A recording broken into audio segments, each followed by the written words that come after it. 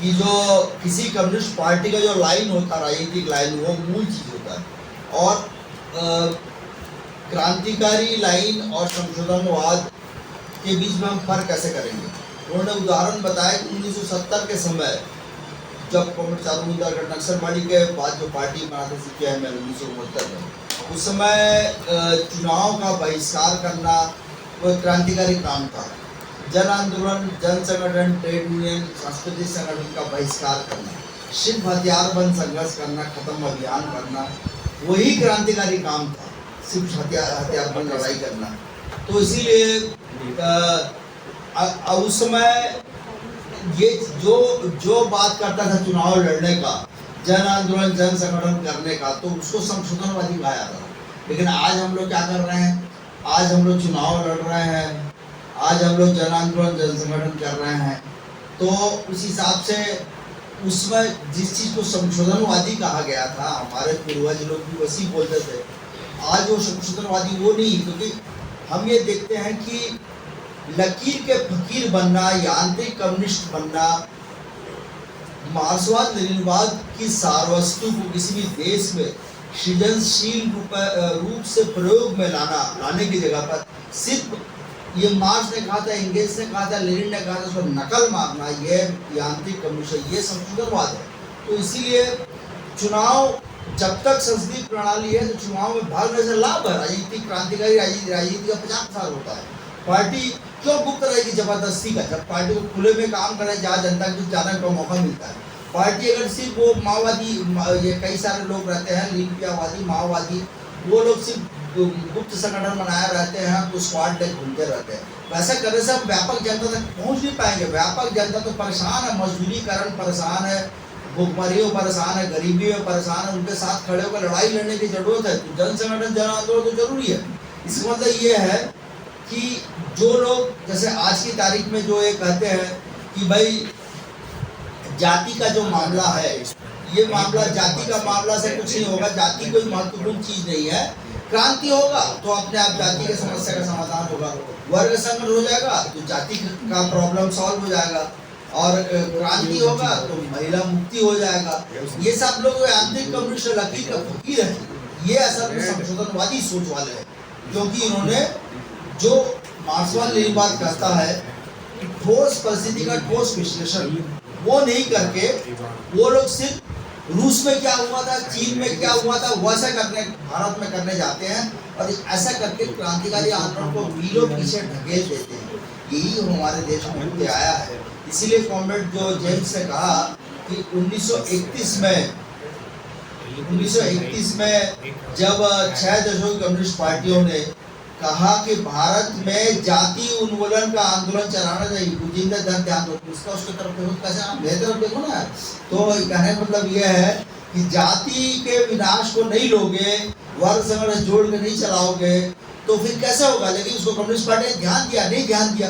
Comrade ने बताया क्यों नहीं ध्यान दिया, क्योंकि सोवियत यूनियन में स्टालिन के टाइम लेनिनग्राद का शास्त्रियों का एक समूह था, वो लोग जो है वो लोग तय कर दिए निदान, भारत में समाज ऐसा है, ऐसा बदलाव का लाइन आएगा। सोवियत यूनियन सबका मक्का था क्रांति का, तो लेनिनग्राद स्कूल लाइन सब जगह चलते रहा। तो जो हमारे देश में तो भैया जो लेनिन के टाइम तो जातिवाद था नहीं वहाँ पर, वो क्यों जाति के बारे में बोलेगा। माओ के चीन में कहाँ जातिवाद था, ये तो भारत की विशेष परिघटना है, भारत और नेपाल की। तो इसीलिए हमारे देश में जाति व्यवस्था के खिलाफ लड़ाई आज से नहीं चल रहा है, हजारों 2500 3000 साल से चल रहा है। वर्ण जाति के पहले वर्ण व्यवस्था था, ये निर्मम जाति और वर्ण व्यवस्था शासक वर्ग ने पैदा किया है गरीबों मेहनत कशों को लूटने के लिए। किसी को मन मर्जी से नहीं आया है, कोई एक तो सोच, कोई एक मनु नाम का कोई ऋषि बैठे लिखा, ऐसा नहीं है, कॉमरेड ने बताया। तो प्राचीन काल में भारत में वर्ग संघर्ष चल रहा था। अम्बेडकर की किताब है प्राचीन भारत में क्रांति और प्रतिक्रांति, उसको पढ़ना चाहिए। उसमें उन्होंने बताया है कि भारत में जो मनुवादी ब्राह्मणवादी जो सनातनी परंपरा था, वेद समर्थक, ये लोग राजा महाराजा जमींदार का समर्थन करते हुए शासन शोषण को लाते थे, उसके खिलाफ जो लोग वेद विरोधी जो परंपरा थी, भौतिकवादी परंपरा, कॉमरेड ने बताया, शंकर ने, गौतम बुद्ध की परंपरा थी, चारवाक की परंपरा थी, कर्नाटक में बसवन्ना की परंपरा थी, नानक, कबीर, रैदास, अम्बेडकर, भगत सिंह। ये जो समाज को प्रगति की ओर ले आने की परंपरा है, जाति को खत्म करने की बात है, इंसान सब बराबर है, और मतलब संपत्ति या पूंजी का शासन तो पहले भी था, पहले सामंतवाद था, दास समाज था, उस समय से ही गरीबों को लूटने का बंदोबस्त था। तो हमारे देश में जो जाति व्यवस्था है, इस जाति व्यवस्था में सबसे निचली पायदान पर जो है दलित, उत्पीड़ित, जिनको शूद्र कहा गया है, इनको लूटने के लिए, इनसे मेहनत करवाने के लिए ये कहा गया कि भैया मनुस्मृति में कि ब्राह्मण पैदा हुआ है भैया ब्रह्मा के मुंह से, ब्रह्मा का हाथ से पैदा हुआ है क्षत्रिय, पेट से पैदा हुआ है, जान से पैदा हुआ है वैश्य, और पैर से पैदा हुआ है शूद्र। तो इसलिए पैर से जो शूद्र का पैर नीचे दबा कर रखो, वो 80-90% शूद्र वही मेहनत कर, वही सरवा रहा है, वही सब कुछ है। उसको लूटने के लिए ही सब जाति व्यवस्था बनाया गया। कब बनाया गया? अंतिम 10वां मौर्य सम्राट था जयद्रथ, उसको मार के उसका सेनापति पुष्यमित्र सत्ता पे आया, ब्राह्मण राजा बना, सम्राट। उसके समय एक सुमति भार्गव नाम का उसका जो राज पुरोहित था, उसको जिम्मेदारी दिया गया मनुस्मृति को, मनु के नाम से मनुस्मृति, स्मृति मतलब क्या है? कानून, कि भाई ऐसा ब्राह्मणवादी कानून होगा। उसको पूरा मनुस्मृति को कई कम्युनिस्ट लोग पढ़ते नहीं है, वो पढ़ने से समझ में आता है कि मनुस्मृति में सिर्फ और सिर्फ ब्राह्मणों को और उच्च जातियों को लूटने, गरीबों को लूटने के लिए, कौन से गरीब 80% शूद्र और महिलाओं को लूटने का बंदोबस्त बनाया गया। उसमें साफ पर लिखा गया है कि ब्राह्मण का जो गुलाम है शूद्र, अगर वो पैसा अर्जित करता है तो ब्राह्मण महाराज को तकलीफ होता है, दुख होगा, तो इसीलिए उसको दंड दिया जाए। वो अगर पढ़ने जाएगा, वेद को पढ़ेगा या कुछ करेगा तो ब्राह्मण का नुकसान होगा। इसीलिए ब्राह्मण का नुकसान मत हो करके मनुस्मृति को बनाया ही वैसे गया है कि महिलाएं, तमाम शूद्र, मतलब शूद्र में सब आते हैं, दलित, आदिवासी, तमाम गरीब, किसान, मजदूर, सब शूद्र, ओबीसी भी शूद्र, सब शूद्र।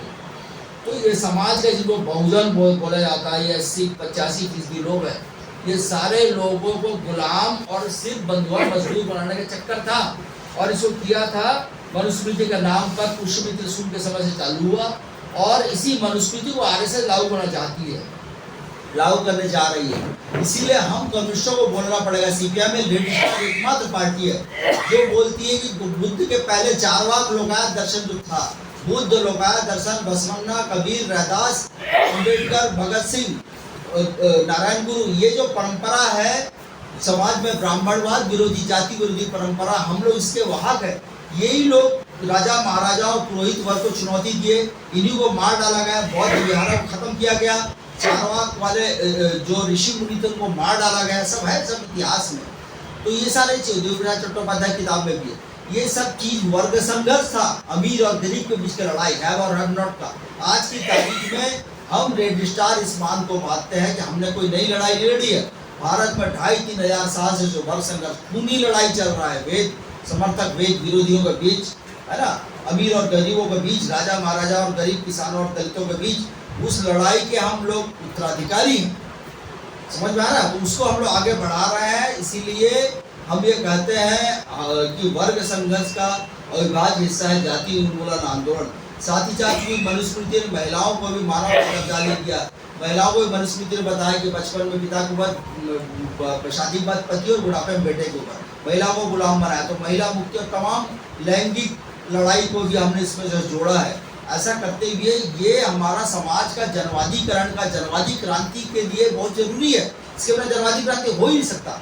जो बोलते सिर्फ वर्ग संघर्ष करना, जाति का नाम लेना मतलब अम्बेडकरवादी हो जाना, उससे बड़ा बेवकूफ वर्ग कोई नहीं है। वो लोग यांत्रिक मार्क्सवादी है, और वो लोग संशोधनवादी है, वो क्रांति को पीछे धकेल रहे हैं। तो इस तरीके से गवर्नमेंट ने कहा कि जो यांत्रिक मार्क्सवादी है वो भी संशोधनवादी है, और इसको हमको समझना चाहिए। दिमित्रोव ने भी कहा था कि फांसीवाद का मतलब यूरोपियन देशों में, साम्राज्यवादी देशों में आएगा, ऐसा ही नहीं है। फांसीवाद जो है तुम्हारा, वो इसमें भी आ सकता है, किसी दुनिया के देशों में, भारत जैसे देशों में। और इसको एम.एन. राय ने उस समय बोला था, 1935-30 में ही बोला था कि फांसीवाद भारत में भी आ सकता है, और आरएसएस एक फासिस्ट संगठन है। एम.एन. राय ने बोला था इस बात को। तो कम्युनिस्ट भारत के या भारत के ठोस प्रति का ठोस विचार नहीं कर पाए, ये लकीर के फकीर बने रहे। क्या बोला मार्क्स ने, क्या लेनिन ने बोला, उसको अंधानुकरण करते रहे।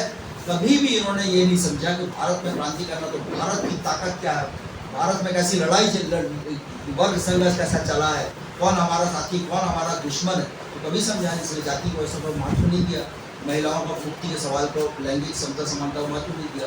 इस दृष्टि से आज सीपीआई लेडी स्टार इस निष्कर्ष पर पहुंची है कि वर्ग संघर्ष को एक नए रोशनी में हमको देखना है।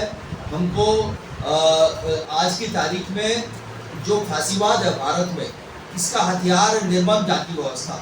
ये जान लीजिए कि वो जो हिंदू राष्ट्र बना रहा है, हिंदू राष्ट्र क्या रहेगा? वो हिंदू राष्ट्र मनुस्मृति के अनुसार जाति व्यवस्था के ऊपर आधारित एक उच्च ब्राह्मणवादियों का, अमीर अंबानी अडानी और ब्राह्मणवादियों का साम्राज्य है। वहाँ 90% जनता गुलाम, कीड़े मकोड़े की दशा होगी, जैसे कि कोरोना में लोग मरे कीड़े मकोड़े की तरह। तो इस तरीके से हमारा जो दुश्मन है ये संघी फांसीवाद और इसकी विचारधारा ब्राह्मणवादी हिंदुत्व और इसका निर्मम जाति व्यवस्था को उखाड़ के नहीं फेंकेंगे हम लोग। इसके खिलाफ वैचारिक लड़ाई नहीं लड़ेंगे, सांस्कृतिक लड़ाई नहीं लड़ेंगे तो क्रांतिकारी आंदोलन आगे नहीं बढ़ पाएगा।